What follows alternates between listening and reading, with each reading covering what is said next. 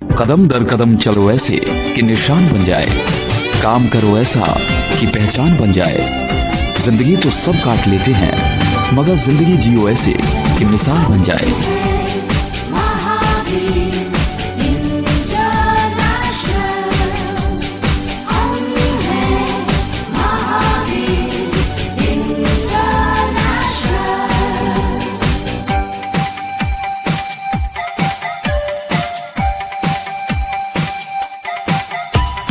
सबको प्यार सबकी सेवा, यही मंत्र है मुक्ति मेवा। सबको प्यार सबकी सेवा। पूरे भारत वर्ष में 350 से अधिक सक्रिय शाखाएं तथा 10,000 से ज्यादा सक्रिय समर्पित कार्यकर्ताओं की टीम द्वारा अविरत सेवा कार्यों में ये परचम लहराने दो, घर घर महावीर इंटरनेशनल।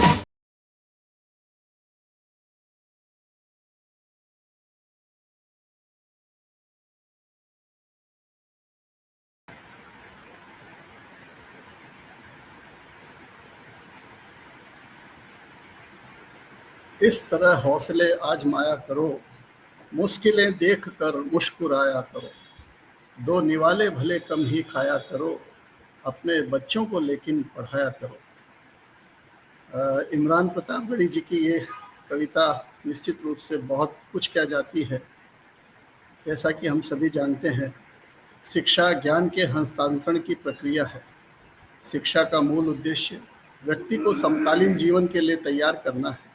समय के साथ वो इस योग्य बने कि अपने आसपास के परिवेश को समझ उन मूल्यों और अपेक्षाओं के अनुरूप स्वयं को ढालकर समाज का एक उपयोगी और सार्थक सदस्य बन सके। नवजात शिशु के आंख खोलते ही शुरू होने वाली अनौपचारिक शिक्षा वयस्क होने तक या तत्पश्चात भी अनवरत चलती रहती है और अधिकांशतः सहज सुलभ है। पुस्तकों, विद्या मंदिरों तथा आभासी माध्यम से मिलने वाली औपचारिक शिक्षा सहज सुलभ नहीं है और सिर्फ सौभाग्यशाली लोगों को ही प्राप्त हो पाती है। विभिन्नता की वजह से शिक्षा से वंचित रहना तो एक बार समझ में भी आता है, किंतु संपन्नता के बावजूद सिर्फ बालिका या महिला होने की वजह से शिक्षा से वंचित रहना समाज और परिवार का मानसिक दिवालियापन ही है। हम आधी आबादी को बिना किसी ठोस कारण के निष्क्रिय बना दें, ये तो गलत है। समाज के प्रति अपनी जिम्मेदारियों के प्रति जागरूक, आधुनिक और विकसित विचारधारा वाले कई समाज सुधारकों ने इस बात पर चिंतन किया और कुछ धुन के पक्के कर्मवीरों ने अपने मंसूबों को अंजाम भी दिया। एक मोहनदास को जब दक्षिण अफ्रीका में ट्रेन से बाहर फेंका गया तो उस अन्याय के प्रति आक्रोश में मोहनदास को गांधी बना दिया।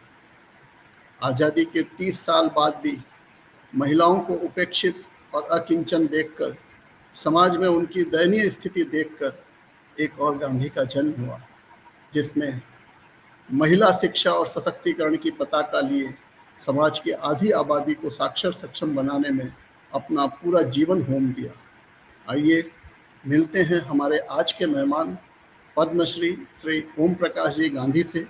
मैं हस्तिमल बांटिया, महावीर इंटरनेशनल के द्वारा प्रायोजित गोल्डन थ्रेड कार्यक्रम की पूरी टीम की ओर से आपका हार्दिक स्वागत करता हूं, इस्तकबाल करता हूं। स्वागत है सर आपका। बहुत बहुत धन्यवाद, बहुत बहुत धन्यवाद। मुख्य कार्यक्रम शुरू करने से पहले मैं आपको महावीर इंटरनेशनल और इस कार्यक्रम के बारे में संक्षिप्त में बताना चाहूँगा सर। महावीर इंटरनेशनल 350 से ज़्यादा सक्रिय केंद्रों और 12,000 सदस्यों के साथ पूर्णतः समाज सेवा में समर्पित सेवाभावी संस्था है, जो किसी भी मानव सर्जित भेदभाव जैसे रंग, जाति, धर्म से परे होकर सबको प्रेम, सबकी सेवा और जी और जीने दो की मूल भावना के साथ पिछले 50 वर्षों से ससानिध्य सेवा और सहयोग की सुवास फैला रहा। आज संस्था अपनी स्थापना की स्वर्ण जयंती के उपलक्ष्य में विभिन्न कार्यक्रमों के आयोजन कर समाज में अपनी उपस्थिति और उपयोगिता को न्याय दे रही है।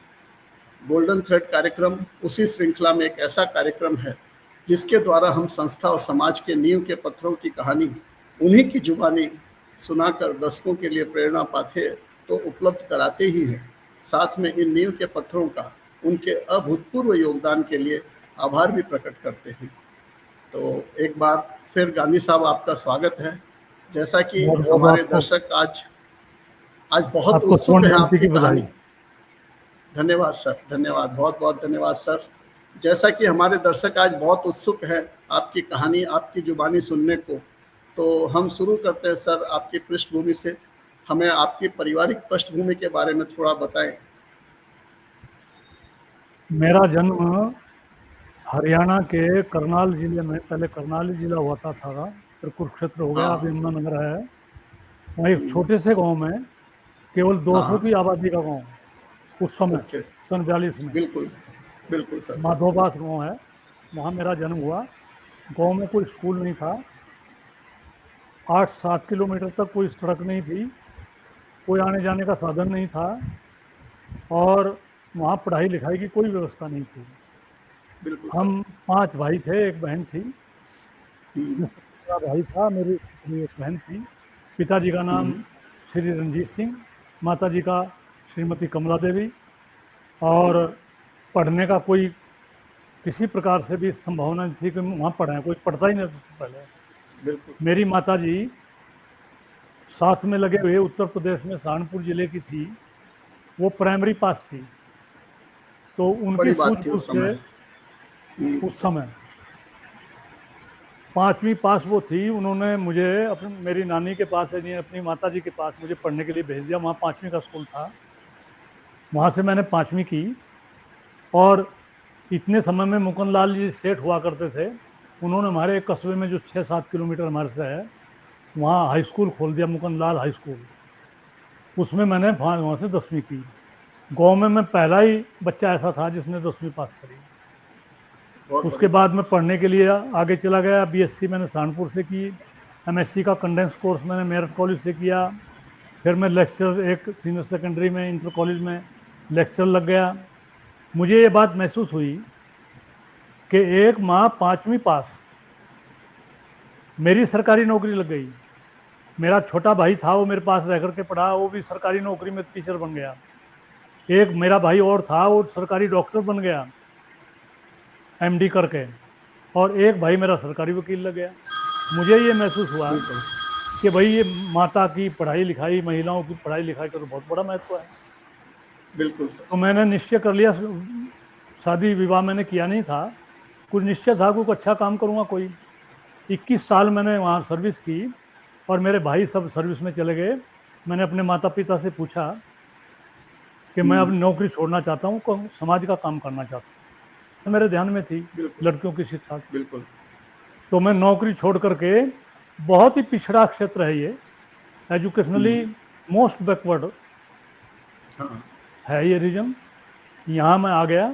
यहाँ ज़मीन दान में लोगों ने दे दी, मंदिर की ज़मीन थी, और 4वीं तक का हमने स्कूल खोल दिया। किराए का क्या, गांव में मकान दे दिया एक चौधरी ने, उसमें खोल दिया। जबरदस्ती बच्चों को पढ़ने के लिए लाते थे। उस समय सन 85 में लोग यूँ कहते थे, लड़कियों को पढ़ा के क्या करोगे, इनको तो रोटी तो बनानी है, ये जानती हैं। बिल्कुल। बहला फुसकाल करके लड़कियों को 4वीं तक से शुरू किया, फिर 10वीं किया, फिर ये 12वीं तक का इंटर कॉलेज ये हो गया, सीनियर सेकेंडरी। फिर ध्यान में आया कि बहुत अच्छा चल गया, रेपुटेशन संस्था की अच्छी बन गई, कि कोई हॉस्टल भी खोल दिया जाए। तो कन्या गुरुकुल नाम से एक हॉस्टल खोल दिया। बाहर से दूसरे प्रदेशों के भी बच्चे आने लगे, और ये ऐसे ही चलता रहा। सन अब 2012 के लगभग ध्यान में आया कि यहाँ कॉलेज भी होना चाहिए। तो फिर यहाँ कॉलेज भी खोल दिया। कॉलेज भी चल रहा है अब यहाँ, एक गौशाला भी चल रही है बच्चों के दूध के लिए। ये गुरुकुल में यहाँ झारखंड के बच्चे भी हैं, बिहार के भी हैं, उत्तराखंड के भी हैं, उत्तर प्रदेश के, पंजाब के, हिमाचल के, ये बच्चे यहाँ पढ़ रहे हैं। और मुझे बड़ी संतुष्टि है कि मैंने जीवन अपना अच्छी दिशा में लगाया है, और लोगों का भी रिस्पॉन्स अच्छा रहा है। बस इतनी बात पृष्ठभूमि में। तो आपने परिवार की पृष्ठभूमि पूछी थी, मैंने सारा इतिहास बता दिया आपको संक्षेप में। नहीं सर, इतिहास अभी बहुत बाकी है। ये तो सर मंजिल, अभी तो हमको कहानियाँ सुननी है सर। मंजिल पे तो तस्वीरें बनती है, कहानियाँ तो सफ़र में बनती है, तो उस कहानियों को हमको आपसे सुनना है। और मैं जानना चाहूँगा सर कि बालक जो ओम प्रकाश जी थे, उनके हाँ जी। क्या सपने थे? उनके क्या सपने थे? क्या सपने देखते थे मेरे सपने जब बचपन मैं में? पढ़ता था हाई स्कूल में, हुँ, हुँ, मुकंदलाल हाई स्कूल में रादौर में, रादौर कस्बा है, हुँ, हुँ, तो मैं पूछता था हेडमास्टर की तनख्वाह कितनी है, किसकी कितनी है, तो तब 250 हुँ, रुपये तनख्वाह हेडमास्टर की होती थी, 250 रुपये, बिल्कुल। और बहुत ज़्यादा लगते थे वो। बड़ी तो बड़ी मेरे अमाउंट थी सपने सर यही उस समय। थे कि मैं कभी कुछ बनूं, तो मैं हुँ, आधा पैसा तो समाज के लिए खर्च करूं, आधा अपने लिए खर्च करूं। अब तो हुआ भी ऐसा ही कि बिल्कुल फिर सर। मैं नौकरी की, तो समाज के हुँ, लिए तो चलो बाद में अब कर रहे हैं जो भी, परिवार हुँ, के लिए हुँ, मैंने भाइयों के लिए जो कुछ किया वो सब हुआ, परिवार वाले संतुष्ट हो गए। तो सपने तो बिल्कुल ये थे सर। को अच्छा काम करना है, इसीलिए शादी विवाह से भी मैं बहुत दबाव मेरे ऊपर डाले। मेरे को परमात्मा की प्रेरणा थी कि मैंने उस चक्कर में पड़ा नहीं, इसी में लगा रहा। संभवतः मैं उसमें पड़ जाता तो ये काम ना भी कर पाता। बिल्कुल वैसे सर, तो विवाह बिल्कुल सही शादी बात है सर। वाले लोगों ने बड़े बड़े काम किए हैं, महात्मा गांधी ने कितना बड़ा काम कर दिया, बिल्कुल, लेकिन बिल्कुल मेरा, सर, बिल्कुल मुझे सर, लगता है मेरा इतना सामर्थ्य नहीं था। बिल्कुल सर। देखिए सर, सामर्थ्य तो आपने दिखाया है, इसमें कोई दो राय नहीं है, सारी दुनिया देख रही है आपके सामर्थ्य को। हाँ, लेकिन लोग तो देख रहे हैं, लेकिन मुझे फिर भी ये लोग बड़े बड़े काम कर रहे हैं, मुझे ये छोटा ही लगता है काम, कोई ऐसी सर, बात नहीं है। बिल्कुल वो एक, आपके सपने बड़े हैं सर, बड़े सपने हैं। और लोगों जी को जी, तो ये सपने जो आपने हासिल किए हैं, वो मुकाम भी मंजिल नहीं मिलती है, वो मुकाम भी हासिल नहीं होते हैं। आपने जो मुकाम बहुत बहुत हासिल धन्यवाद। किया है, तो सर ये जो बचपन से ही आपके मन में एक समाज सेवा की भावना थी, ये इसका पीछे कोई वजह थी? कोई पारिवारिक पृष्ठभूमि या कोई ऐसी प्रेरणा रही कि आपके मन में बचपन से ही कि आधे पैसे मैं रखूं, आधे पैसे समाज सेवा में लगा दूं? इसके कोई पीछे कोई पारिवारिक वजह है कोई या नहीं थी, प्रेरणा? मेरे पिताजी अनपढ़ थे, हुँ, मेरी माताजी प्राइमरी पास थी और बिल्कुल, सामान्य थे, कोई बिल्कुल। वो नहीं थी।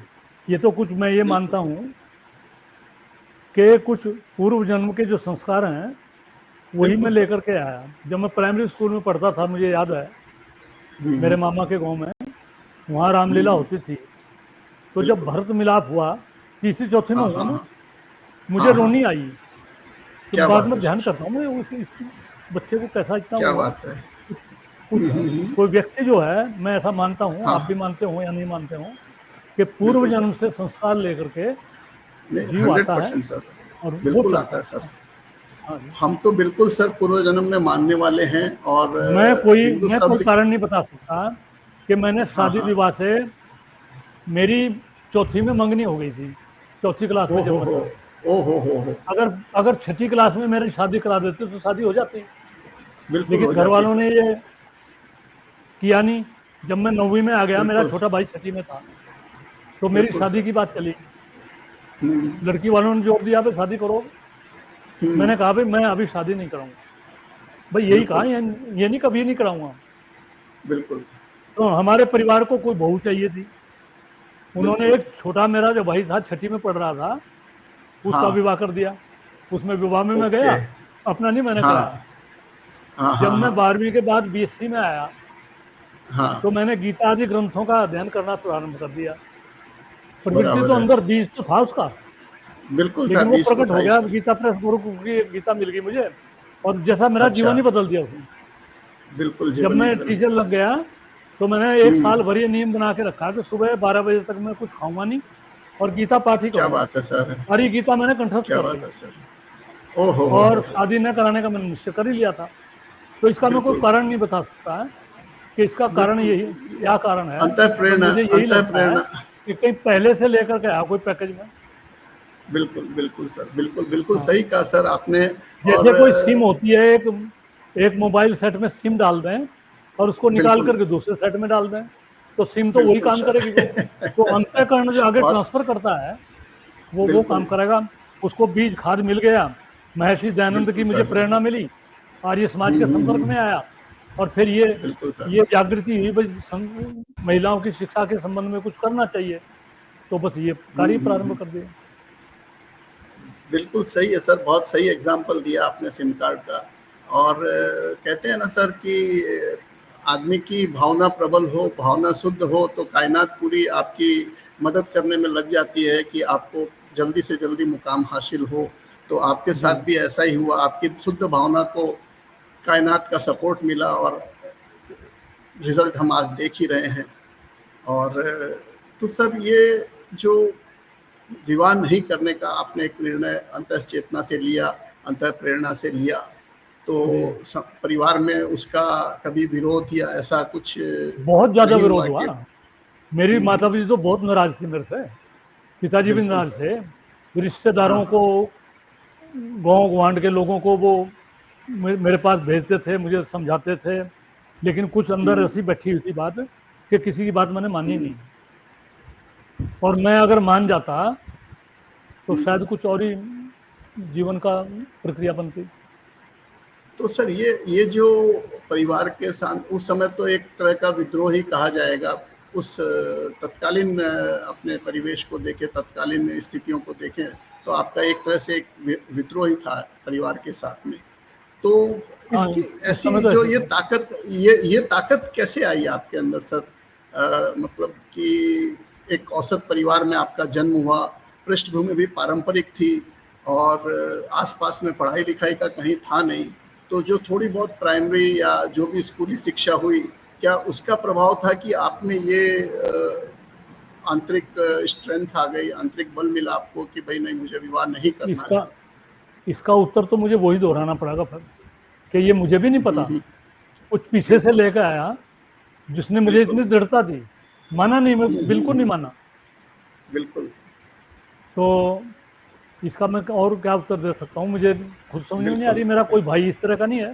भाई मेरे सामान्य हैं, अच्छे हैं, अच्छे आदमी हैं, लेकिन इस तरह की भावना नहीं उनके अंदर। बिल्कुल, सब परंपरा में मानने वाले हैं, परंपरा से हट के, लीक से मुझे हट तो के कोई। अब ये हरियाणा सरकार ने 10,000 रुपये महीना देना शुरू कर दिया ये पद्मश्री को। मुझे एक बार तो अच्छा नहीं लगा, मैंने कहा हम तो खरीद लिए 10,000 महीने में। लेकिन फिर मैंने सोचा, मैंने एक अकाउंट खोल दिया यहीं गुरुकुल में। उस अकाउंट में मैं 10,000 रुपये उसमें डाल देता हूँ गरीब बच्चों के लिए। बस मुझे पेंशन मिलती है और मैं यहाँ भी गुरुकुल में बच्चे रहते हैं जो खाना भोजन का खर्च देते हैं, उनको देता रहता हूँ उससे पेंशन से। गुरुकुलों में कुछ दान करता रहता हूँ बाहर। कुछ मुझे लगता ही नहीं, मुझे ये दिख रहा है कि ये कुछ है ही नहीं। तो ये तो कहाँ से मुझे मिला मैं कह नहीं सकता। मेरे माता पिता अच्छे थे दोनों, लेकिन इतनी बात तो नहीं थी, भाइयों में ही नहीं है। अपना घर गृहस्थी का काम करना है, ठीक है, किसी का बुरे नहीं भले नहीं बदमाश। बिल्कुल सर, बिल्कुल सही। तो जैसा कि आप कॉलेज में प्रोफेसर थे, एक बहुत अच्छी नौकरी थी आपकी, और लेकिन शुरू से ही कुछ समय से हट के आपके विचार थे, तो व्यवस्थापकों से सामंजस्य बैठ जाता था या कभी ऐसा मन में विद्रोह होता था व्यवस्था को लेके, नियम को लेके, कुछ परिवेश को लेके? कभी ऐसा हुआ आपके साथ कि सामंजस्य नहीं बैठ रहा हो? नहीं, कभी ऐसा नहीं हुआ। मैं फिजिक्स का लेक्चरर था, प्रैक्टिकल लेने के लिए जाता था बाहर, और मैं धोती कुर्ता पहनता था। बिल्कुल।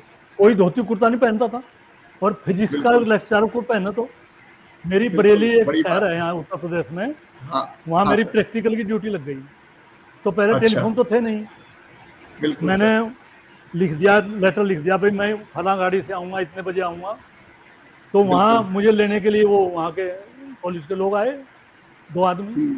वो देखते फिर रहे, भाई कोई एग्जामिनर आएंगे। अब धोती कुर्ते में वो अंदाजा नहीं लगाते इस बात का, भाई कोई धोती कुर्ते में कोई हो सकता है। मैंने जांच लिया उनको, मैं कहा तेरे मुरीद हैं ये। मैंने कहा आप किसको ढूंढ रहे हैं?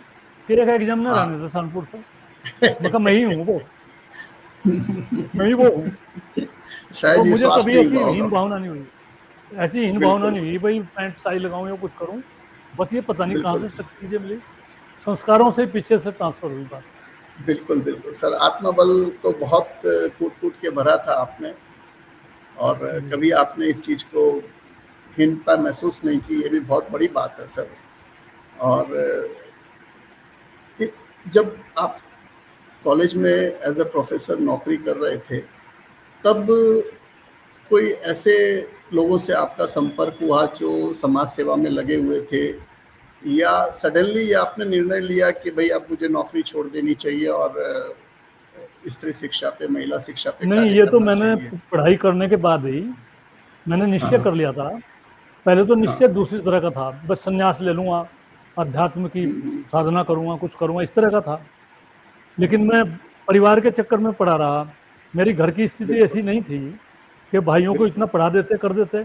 वो मेरे माध्यम से बिल्कुल। 2 भाई मेरे साथ पढ़े, उनकी नौकरी लग गई, मेरी लगी हुई थी।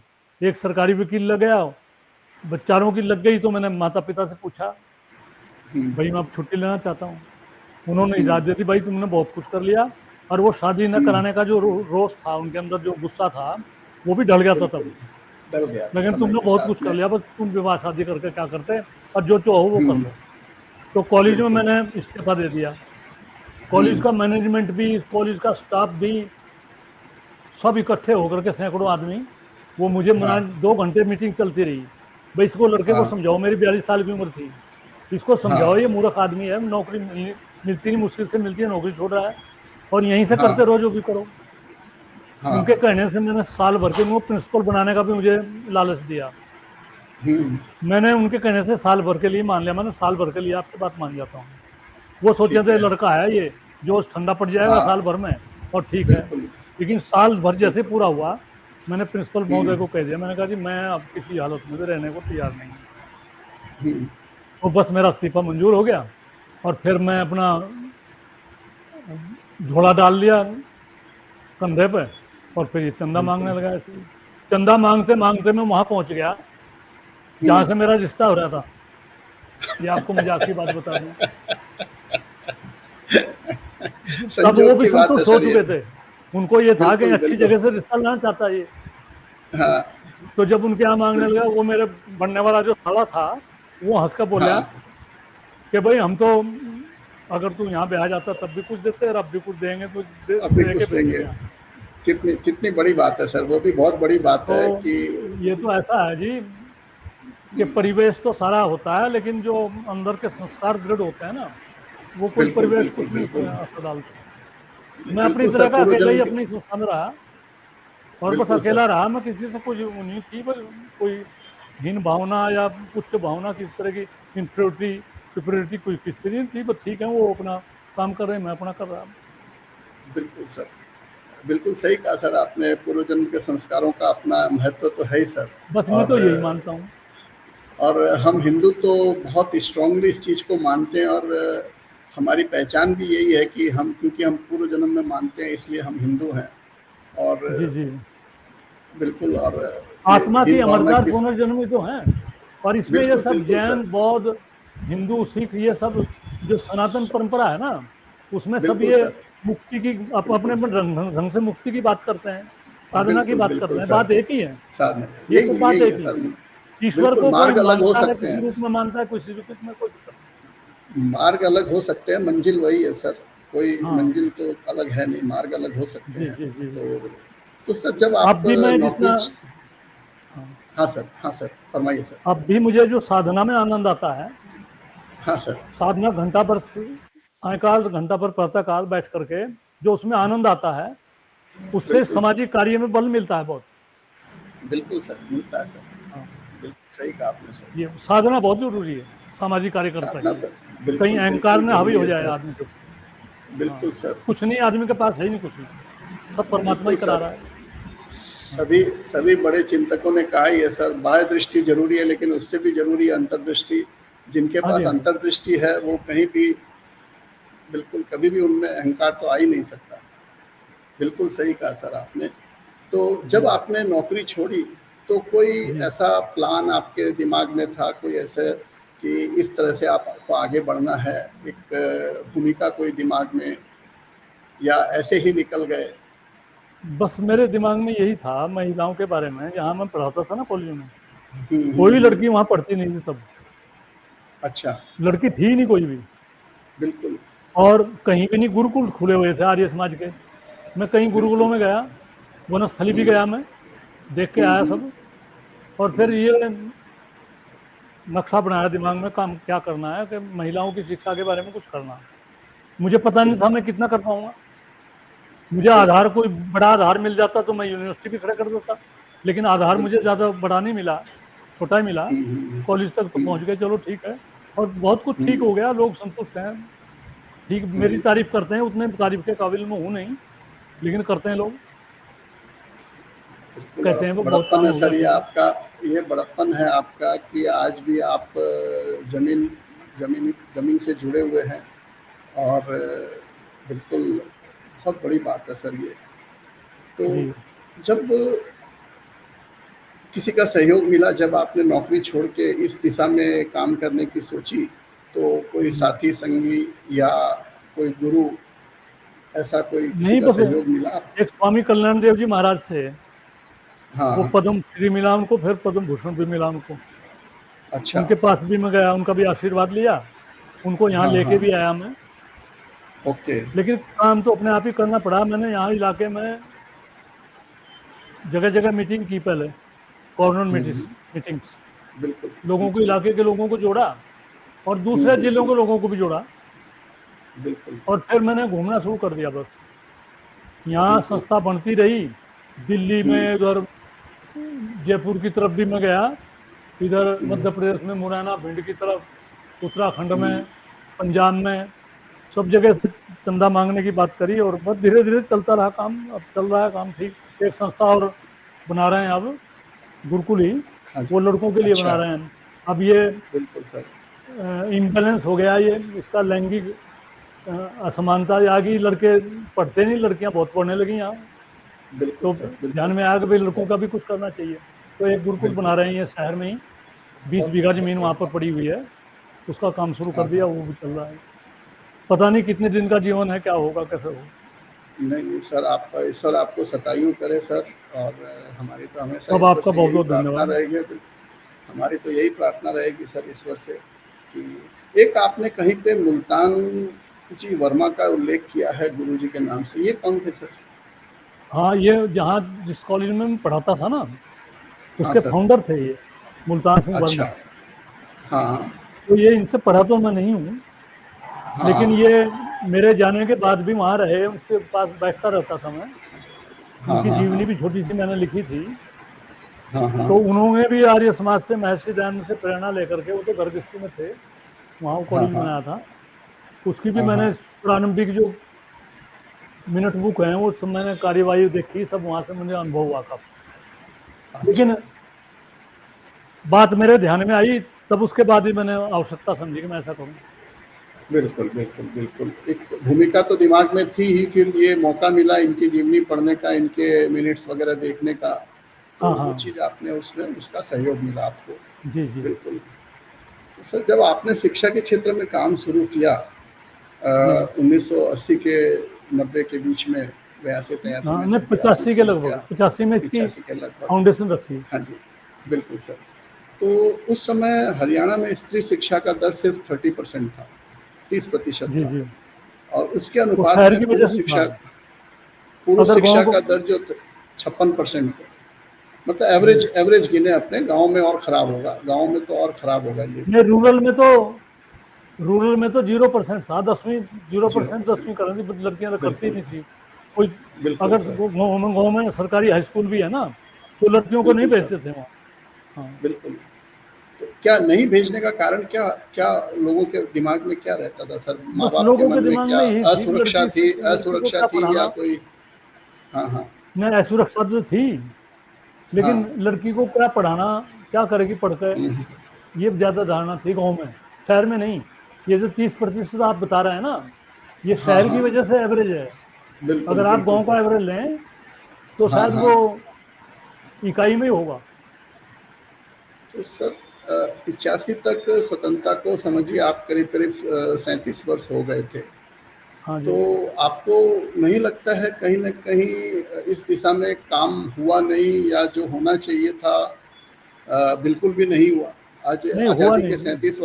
37 वर्ष बाद भी अगर ये स्थिति गांव में है, तो चिंता का विषय तो था ही सर। अब जब सन 90 में तो हमने यहाँ हॉस्टल खोला, छात्रावास, बच्चे बाहर इस से आए लैंगिक असमानता की चुनौती को आपने कैसे स्वीकार किया, कैसे? हैं जी। हाँ सर। नहीं, मैंने स्वीकार कहाँ किया, मैंने तो इसको हाँ खत्म हाँ, करने की मतलब जो बात ये करी। लैंगिक, हैं जी, हाँ जी। मैं वही बोल रहा हूँ कि चुनौती को कैसे स्वीकार किया आपने, कैसे, क्या मतलब एक शिक्षा का आपको माध्यम बनाना है, स्कूल खोलना है, कॉलेज हाँ खोलना हाँ, है, यही कुछ यही भूमिका तो आपने बनाई यही तो बात और ध्यान फिर में आई ना, आप यही बात ध्यान में आई बिल्कुल। कि एक जब प्राइमरी पास माता उस समय में गांव के, हमारे जैसे गांव में 4 भाइयों को हम्म, वो सरकारी नौकरी दिला देती बड़ा है। सब, एक को बिल्कुल। डॉक्टर बना देती है, एक को वकील बना देती है। मैं तो अपनी माता का ही योगदान समझता हूँ उसमें। तो माताएं तो बिल्कुल क्या नहीं कर सकती आगे, इन माताओं का तो अब तो सबकी समझ में आ गई ये बात। बिल्कुल सर, बिल्कुल बिल्कुल। ये बेटी बचाओ बेटी आ- पढ़ाओ तो बहुत बाद में चला है। बिल्कुल बिल्कुल, जैसा आपने बताया आज तो उल्टा हो रहा है, लड़कियां ज़्यादा पढ़ रही है, लड़के कंपैरेटिवली पीछे हैं आज हाँ, लड़कियों अब से। तो हर इम्बैलेंस हो गया क्षेत्र है। में आज इम्बैलेंस हो गया है। और सर मैं आपको बताना चाहूँगा सर, महावीर इंटरनेशनल में भी हम लोग शिक्षा के बारे में बहुत काम कर रहे हैं। और जी जी हमारा एक बड़ौदा केंद्र है जो सड़क के जो बच्चे होते हैं उनको फ्री एजुकेशन देता है, मतलब जी जहाँ जी। तक वो पढ़ना चाहे, और उनकी नौकरी तक लगाने में उनकी सहायता करते हैं हम लोग।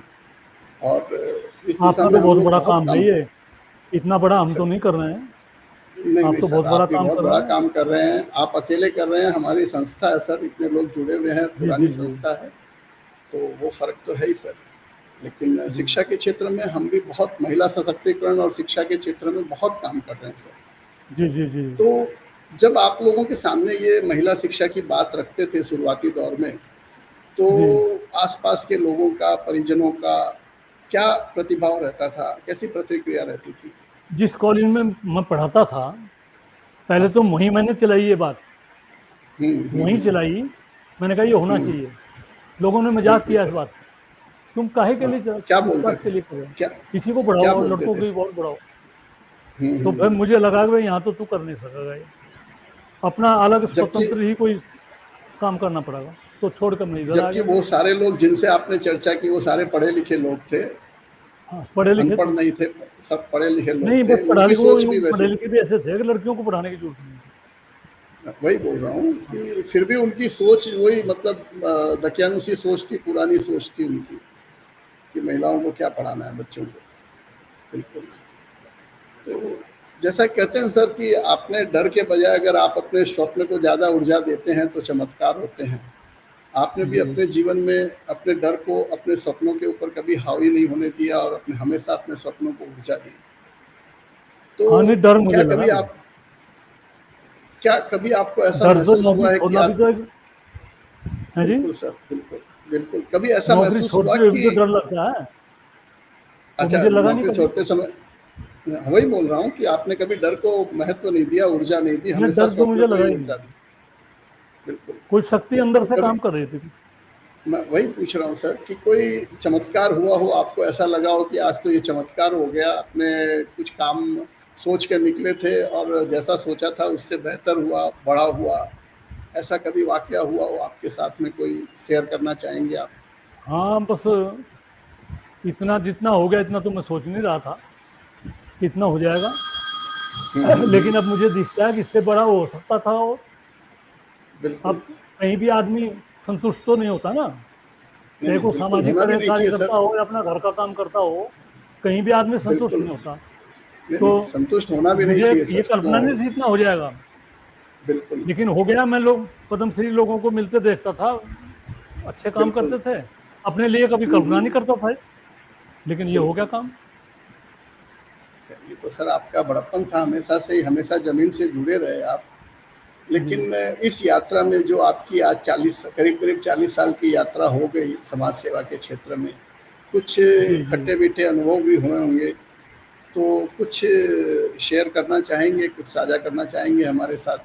खट्टे मीठे तो ये है कि जो भी संस्था चलानी पड़ती है हम्म, उसमें ऑटोक्रेसी तो चलती नहीं, डेमोक्रेसी बिल्कुल चलती है। सर। बिल्कुल अच्छा, जो लोग साथ जुड़ते हैं उनका बिल्कुल। ईगो साथ रहता है, उनके बिल्कुल कमेटियां रहता है बनती हैं, सर।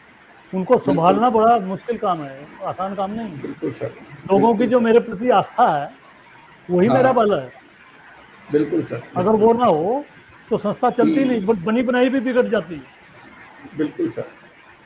बस मेरी तो ये लोगों की जो अक्सर, आस्था है मेरे प्रति, वही मेरा बल बिल्कुल है। सर। सर ये देखा गया है कि जब एक बहुत बड़ी शख्सियत जैसा कि आप अपने संस्था में आपका स्थान है, तो आपके प्रति तो लोगों की आस्था है, तो वो सुचारू रूप से संस्था चलती रहती है। लेकिन जब वो शख्सियत नहीं रहती है जी तो जब सेकंड लाइन की बात आती है तो कहीं ना कहीं संस्था में तकलीफ आनी शुरू हो जाती है। तो ऐसा कोई सेकंड लाइन, आपने कुछ ऐसे सिस्टम्स बनाए हैं कि संस्था आपके बाद भी निरंतर प्रगति करती रहे? कहीं पे भी जैसा आपने बताया कि हर आदमी अपना ईगो लेके आता है साथ में, तो आज तो वो आपकी शख्सियत के सामने वो ईगो बहुत छोटा हो जाता है, लेकिन आपकी अनुपस्थिति में कहीं वो ईगो इतना हावी हो जावे और संस्था के कार्य में बाधा पड़े, तो इसके लिए क्या कर रहे हैं आप? क्या चिंतन है सर आपका?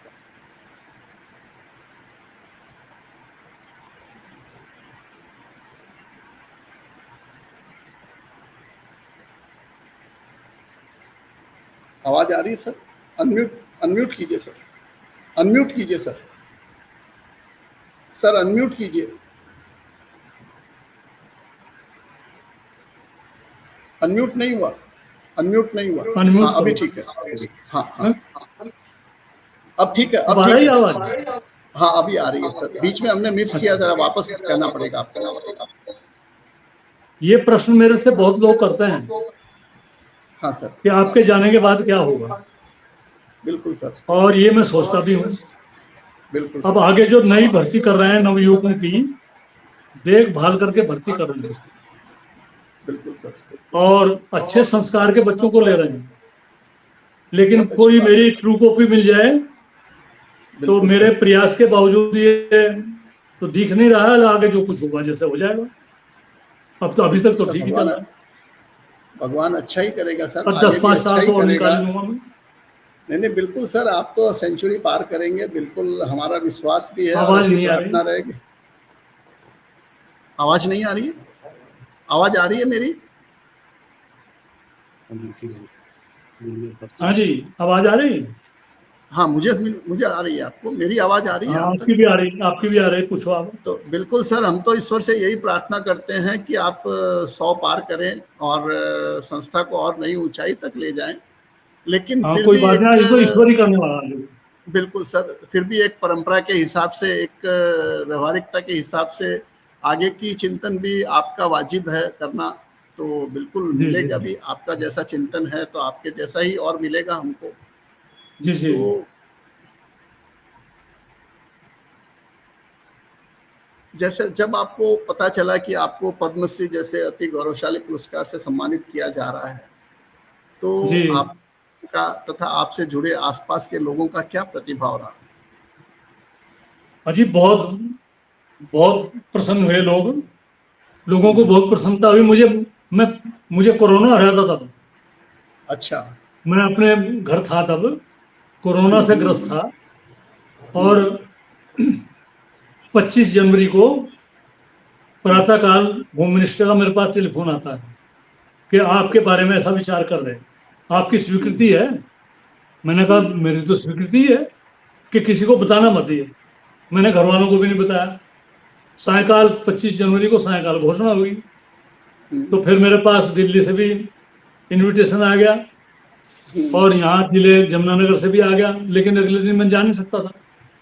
तो मेरे पास स्पीकर भी, विधानसभा का मंत्री भी, डीसी भी, एसपी भी, मुझे नहीं पता था भाई ये पद्मश्री इतनी बड़ी बात है। मेरे घर पर सब आए मेरे से मिलने के लिए, मैं बीमार था ना, तो मुझे पता नहीं था इस बात का। तो लेकिन मैं तो वैसा ही हूँ जैसा पद्मश्री से पहले था, वैसे ही मैं अब हूँ। सरकार ने इसको मान्यता दे दी मेरे काम को, सरकार का बहुत बहुत धन्यवाद। बिल्कुल सर, मिलनी ही चाहिए सर। आपने जो शानदार काम किया है, समाज सेवा की है, उसके लिए और बड़े पुरस्कार और बड़ी आपको रिकॉग्निशन मिलनी चाहिए। बिल्कुल जी जी। और सर ये गांधी उपनाम कैसे मिला और कब मिला सर? ये गांधी मुझे नहीं पता। जिस कॉलेज में मैं पढ़ाता था ना, उसमें ओम प्रकाश कई थे। हाँ। एक ओम प्रकाश तलवार थे, गोस्वामी थे, एक ओम प्रकाश वर्मा थे, एक मैं भी ओम प्रकाश था। तो पहचान करने के लिए किसी लड़के ने कह दिया होगा गांधी, मुझे नहीं पता, ऐसा। मुझे बहुत दिनों में पता तुझे गांधी कहते हैं। तो मैं जाति सूचक कोई नाम रखना नहीं चाहता कुछ, लेकिन बस वो अब गांधी पड़ गया नाम। कैसा कैसा महसूस मेरी होता है मेरी सर? जो वेशभूषा थी ना, धोती कुर्ता देखकर बिल्कुल किसी ने नाम, पता नहीं किसने दिया होगा नाम, कैसे चल गया होगा आगे फिर। सर, जिसने कॉलेजों भी दिया में है, ये कॉलेजों में रिवाज था, बच्चे कुछ नाम देते थे। एक हमें जो मैथमेटिक्स पढ़ाते थे ना, वो थीटा हाँ, हाँ, बोलते थे, cos थीटा, अच्छा। tan थीटा, थीटा आता है बहुत, बिल्कुल, उनका नाम थीटा साहब बिल्कुल। रख दिया। थीटा साहब रखती है। एक वो कागज छोटी मार देनी, उनका सोटी हाँ, साहब हाँ। रख दिया नाम। तो मेरा तो फिर भी ठीक ही रख दिया ये गांधी, तो नहीं सर, नाम बहुत ऐसे ही समझ रखा गया समझ मेरे, के मुझे रखा, मुझे नहीं पता। पर बहुत सोच समझ के रखा गया आपका, और आपने उस नाम को बहुत सार्थक भी किया है। तो बहुत बहुत क्या धन्यवाद। कभी कैसा लगता है जब गांधी के साथ में, एक महात्मा गांधी के साथ में आपको कभी ऐसा लगता है कि गांधी गांधी है, एक जुड़ाव, एक कहीं ना कहीं कोई कनेक्शन आपको महसूस नहीं, वो होता तो है? बहुत बढ़िया हस्ती है जी, वो तो मेरा नाम रख दिया बस। गांधी जी बहुत के नाम ही गांधी हैं, बहुत के नाम गांधी राम गांधी सिंह हैं, तो नाम रखने से क्या होता है। वो तो बहुत बड़ी हस्ती थी, उन्होंने बहुत बड़ा काम किया। मैंने कुछ नहीं किया, बेशक, ये तो उनके करे कराए पर कर बिल्कुल दिया सर। हमने बीच में। बिल्कुल सर। सर, जीवन में आपने इतनी बड़ी चुनौती स्वीकारी, आगे बढ़े, कभी अंशकालिक असफलता भी हौसले को कमजोर किया या स्वयं को लाचार महसूस किया आपने? और अगर किया तो उस अनुभूति से कैसे बाहर निकलते थे, कैसे स्वयं को प्रेरित करते थे वापस? ऐसा तो कभी हुआ नहीं, क्योंकि होने को तो बहुत कुछ हो सकता था, लेकिन यहाँ ग्रामीण क्षेत्र में जितना हो गया वो कल्पना से बाहर की बात है। तो ऐसा कुछ कभी, ऐसा तो असंतोष हुआ हो तो ऐसा लगता नहीं है। ठीक ही है, अब भी ठीक ही चल रहा है, और सब परमात्मा की कृपा है, जो परमात्मा कराए। कभी, बिल्कुल, कभी भी मन में ऐसा कोई हुआ ऐसा नहीं कोई कभी। कमजोरी का भाव कभी नहीं आया जिंदगी? कभी नहीं, भी नहीं कभी आया? बहुत बड़ी बात है सर, नहीं, ईश्वर की कितनी बड़ी कृपा है। ये भी ईश्वर की बहुत ऐसा बड़ी हुआ कृपा नहीं। है सर, कि इतनी सामाजिक जीवन में बिल्कुल बहुत बड़ी कृपा है सर। और कहते हैं ना सर कि समंदर ढूंढती नदियाँ कभी घबराया नहीं करती, मीलों चलकर भी चलती कभी थक जाया नहीं करती, हर बाधा किनारे का रास्ता स्वयं बना अपना, मंजिल तक किसी तक पर उंगली उठाया नहीं करती। सर, बिल्कुल आपके ऊपर एकदम सटीक बैठता है ये चीज़ सर। और कहते हैं ना अभी सर कि पहचान से मिला काम थोड़े समय के लिए रहता है, लेकिन काम से मिली पहचान उम्र भर रहती है। आपने अपनी पहचान आपने अपने कृतित्व से बनाई है। आज जब आप पीछे मुड़ के देखते हैं तो क्या महसूस करते हैं? क्या महसूस करते हैं जब आप पीछे मुड़ के देखते हैं अपनी ज़िंदगी को, 85 साल के सफ़र को देखते हैं, तो क्या महसूस होता है? बस पीछे मुड़ के तो यही संतुष्टि का भाव। महसूस होता है हाँ, कि जो कुछ करना चाहते थे वो परमात्मा ने उसमें सहयोग दिया, जनता ने भी सहयोग दिया, और ये ठीक ही हो गया। कुछ ऐसा कुछ पीछे देख करके कुछ निराशा नहीं होती, कुछ ऐसी कोई भावना ऐसी नहीं आती। मैं समझा नहीं, आप पूछना क्या चाहते हैं मेरे से? मैं पूछना यही चाहता हूँ सर कि पीछे मुड़ के अगर देखते हैं तो कई बार कुछ चीज़ों का हमको बहुत संतोष होता है, जैसे आपने कहा कि हमेशा परमात्मा ने सहयोग किया। कई बार कुछ चीज़ों का, कुछ निर्णयों का हमको अफसोस रह जाता है कि ऐसा नहीं करते, ऐसा करते तो बेहतर होता, या ये कर नहीं पाए। ऐसा कोई अफसोस, ऐसा कोई निर्णयों का, कोई परिस्थितियों का कभी कोई मन में आता है ऐसा पीछे मुड़ के देखते हैं तो? हाँ, बस मन में तो आता है, जैसा देहात है ना यहाँ, अब हमने यहाँ हाँ कॉलेज सर। खोल दिया। अब हाँ कॉलेज सर। यहाँ हरियाणा सरकार, कुछ तो एडिड कॉलेजेस हैं, सरकार तनख्वाह देती है स्टाफ की। बिल्कुल सर। कुछ गवर्नमेंट कॉलेज खोल दिया है कहीं बहुत ही पास ही 6 किलोमीटर पे ही। अब हमारा बिल्कुल सर। संस्था है, टीचर्स को क्वालिफाइड टीचर्स रखने पड़ती हैं, पीएचडी नेट वगैरह पास, बिल्कुल। तो उनकी तनख्वाह के लिए फीस पास लेनी पड़ती है। तो परेशानियां तो हैं, लेकिन चल रहा है काम ठीक। बिल्कुल। लोग वहाँ नहीं, सस्ते में नहीं भेजते, महंगे में पढ़ने के लिए भेजते हैं, यहाँ के संस्कार की, यहाँ की अनुशासन की बात को देखते हुए। लेकिन फिर भी कठिनाइयां तो रहती हैं, कुछ तो ऐसी हैं जिनका हम कोई निराकरण ही नहीं कर सकते, कमियों का। बिल्कुल सही सर, बिल्कुल बिल्कुल सही बात है सर कि सरकार लोगों के आगे मन एड में नहीं दे एक रही है नई संस्था को, बिल्कुल और पुरानी हाँ, संस्थाएं सब एडिड हैं आसपास। बिल्कुल बिल्कुल। तो आर्थिक आर्थिक चुनौतियां तो है ही सर, आज के समय में एक हाँ, आर्थिक शिक्षा चुनौतियां संस्थान बहुत है। चलाना बहुत ज़्यादा रहती है सर। हमने और हमने सरकार से भी बहुत सहयोग, सरकार से भी मिला है सहयोग। ये पिछले हाँ हाँ हाँ मनोहरलाल जी खट्टर जो थे ना, हाँ वो हाँ यहाँ सर। प्रचारक थे इस जिले में, मेरे से वो अच्छा, मिलते रहते थे। वो बिल्कुल, बनते ही यहाँ आए, उन्होंने 1 करोड़ रुपया हमें दिया। बहुत बड़ी वो बात है जगाधरी सर। में संस्था बना रहे हैं, उसमें भी 1 करोड़ रुपया उसमें भी दे दिया। तो बिल्कुल सर, और मिनिस्टर को बुलाते रहते हैं, जनता से भी लेते रहते हैं, काम चलता रहता है ऐसे ही। ठीक है। बिल्कुल, बिल्कुल सर। आपका प्रयास इतना नेक प्रयास है तो उसमें सफलता मिलनी मिलनी है सर। नहीं, सहयोग करते अ, हैं सब लोग। हाँ। बिल्कुल, बिल्कुल सर। सर, कुछ जज़्बे शरीर से नहीं रूह से जुड़ जाते हैं। जैसा कि हम देख रहे हैं, शिक्षा का आपके रूह से रिश्ता हो गया है। कहीं जी न जी कहीं तो सर, जैसा कि हम चर्चा कर रहे थे कि हिंदुओं में हम पुनर्जन्म को मानते हैं, तो जी। क्या दूसरे जन्म में भी आप शिक्षा पे काम करना पसंद करेंगे, या और कोई चीज़ पे अगर मौका मिला तो क्या करना मेरा तो, चाहेंगे सर? मैं उससे बहुत दूर हूँ, लेकिन मैं जी। तो अगला जन्म चाहता ही नहीं। मैं तो जन्म जन्मांतर से इससे मुक्ति चाहता हूँ, जन्म मृत्यु से। हुँ। लेकिन ऐसा नहीं हो तो जो मेरे संस्कार हैं वो मुझे धकेल के ले जाएंगे वहीं। बिल्कुल सर, बिल्कुल सही अब कहा सर मेरा आपने। आपसे लिंक बना हुआ है। अब बिल्कुल कोई सर, मोबाइल में आप कोई कोई नंबर डायल करो, और उस पर आप बिल्कुल वो सर, करो, क्लिक करो, तो वहीं मिलेगा जाके बिल्कुल, जहां वो है। तो बिल्कुल, मैं तो बिल्कुल ऐसा सर। मानता हूँ कि गर्भ, ऐसा ही गर्भ को धारण करेंगे, जो हमारी सिम बनेगी ना अंतःकरण की, बिल्कुल, ऐसी जगह बिल्कुल सर। जाएंगे और ऐसे काम करेंगे। ब बिल्कुल, बिल्कुल, बहुत सही फरमाया सर आपने, जो बहुत सही भाव कहा भूमि है ना, आपने। बिल्कुल, बिल्कुल, गीता में कहा है, यम यम वापि स्मरण भावम त्यजति अन्ते कलेवरम, तम तम एव एति कौन्ते सदा तद्भाव भावित है। ऐसा जिस जिस भाव को लेकर के जीवात्मा शरीर को छोड़ती है, उसी उसी भाव को बिल्कुल, आगे प्राप्त होती है। बिल्कुल सर। कैरी तो फॉरवर्ड वो मैं होता है, तो नहीं वही बता चीज़ कैरी सकता कि क्या फॉरवर्ड। होगा आगे, लेकिन यदि जन्म बिल्कुल। मिले तो मुझे आगे हुँ, इसी प्रकार से सेवा कार्य मिले और सेवा करूं आगे, बड़ी यही इच्छा है। बिल्कुल, बिल्कुल, बहुत बढ़िया बात है सर। अ, सर बहुत अच्छा लगा सर आपसे, समय की अपनी मर्यादा है, और बिल्कुल बहुत बहुत आपके धन्यवाद जी उपलब्धि आपका, महावीर इंटरनेशनल का। और आपको स्वर्ण आप जयंती की एक बार बहुत बहुत बधाई। 2 मिनट के लिए जुड़े रहिए हमारे साथ। और हाँ, कोई बात आपकी उपलब्धियों के सामने ये मंच शायद बहुत छोटा हो, लेकिन आज आपसे बात नहीं। नहीं करके नहीं, हमें, मैं तो हमारे समझता हूँ दर्शकों आपने को बहुत जो बड़ी कृपा की है कि मुझे अवसर जो दिया है प्रे- इस मंच पर आने का। हमारे दर्शकों को जो प्रेरणा मिली है वो शब्दातीत है, अवर्णनीय है। ईश्वर से हमारी प्रार्थना है कि आपको स्वस्थ रखे, शतायु करे, और आप इसी तरह इस बहुत बहुत मशाल को धन्यवाद। जलाए रखें।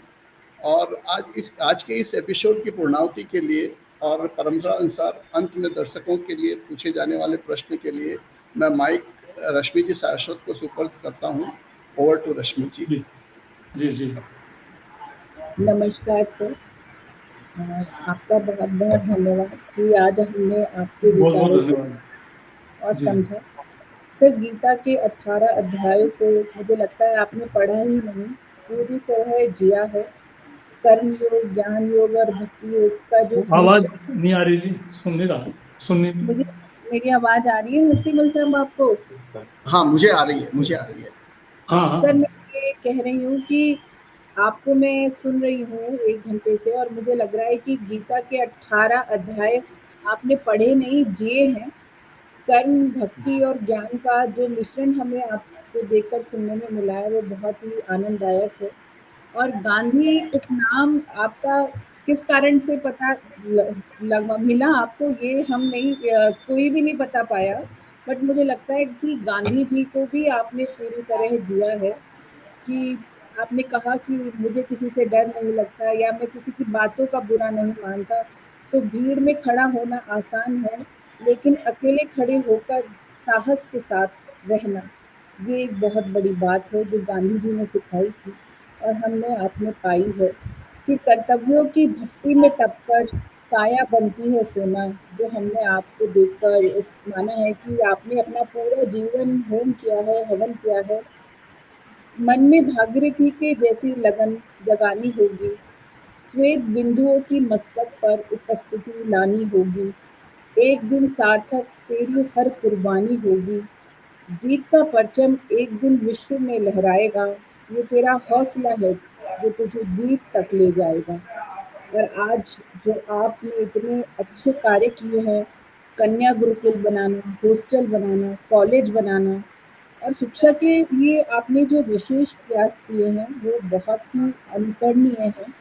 हम इसके लिए आपको साधुवाद अपेक्षित करते हैं और साथ ही धन्यवाद देते हैं कि महावीर इंटरनेशनल का गोल्डन थ्रेड मंच आज आपकी उपस्थिति से ऊर्जावान हुआ, शोभामान हुआ।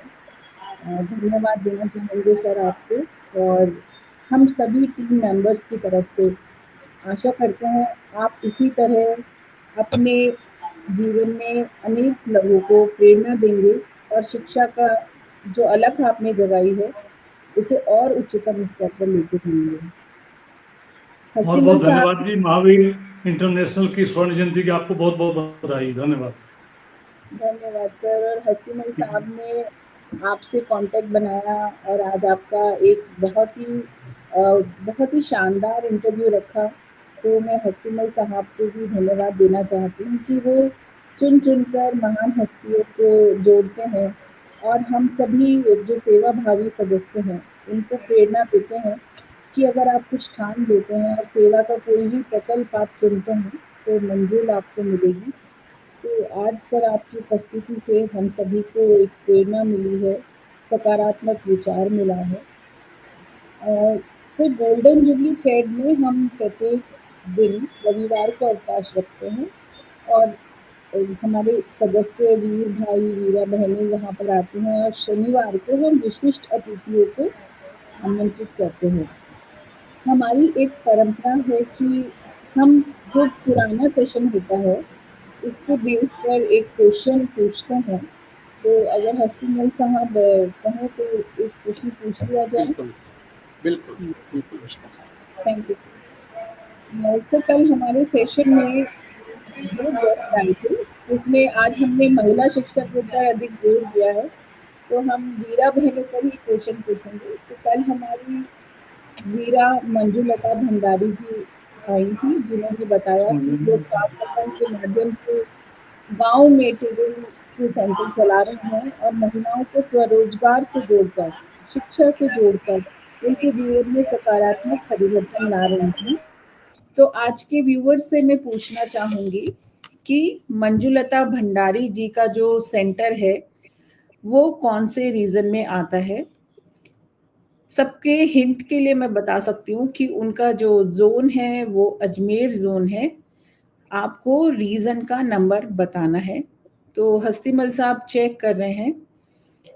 तब तक मैं गांधी साहब से एक प्रश्न मैं भी पूछना चाहूंगी कि गांधी साहब, आज के युवाओं को आप क्या संदेश देना चाहते हैं? युवाओं को मेरा यही संदेश है कि देश के जो युवा हैं वो भारत का भविष्य है। वो चाहे लड़की हों चाहे लड़के हों, वो देश के लिए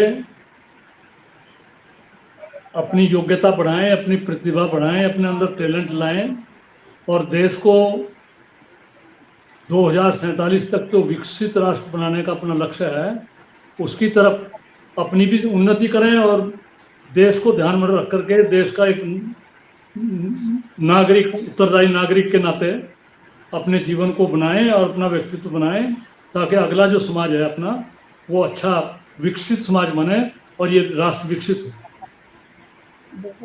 बहुत ही सही सलाह है आपकी युवाओं को कि वो स्वयं का पहले विकास करे, ताकि जब वो विकसित होंगे, सशक्त होंगे, तब देश का वो विकास और सशक्त में भागीदारी निभा पाएंगे।